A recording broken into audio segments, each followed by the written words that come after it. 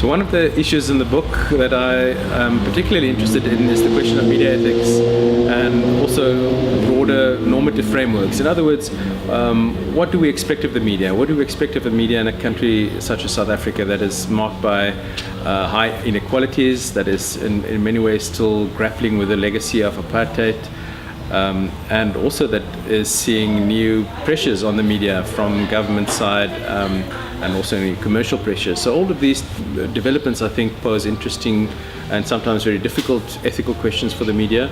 And we've seen much debate around what framework should the media follow. Should it follow the Western watchdog model? Should it be more of a developmental media? Should it avail itself more of African frameworks like Ubuntu? And one of the frameworks that I developed in the book is that of listening.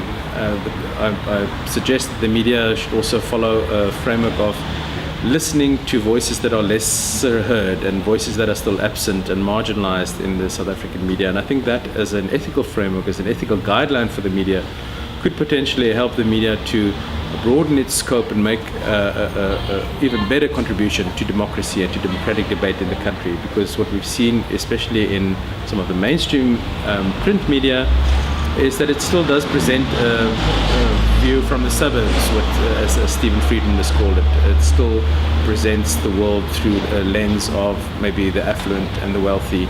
And I think if the media could follow a framework of listening to voices outside of its sort of market, outside of its immediate audience, and facilitate more dialogue and debate between South Africans, I think that could go a long way to deepening democracy and to facilitating a more productive and more rich debate in the South African public sphere.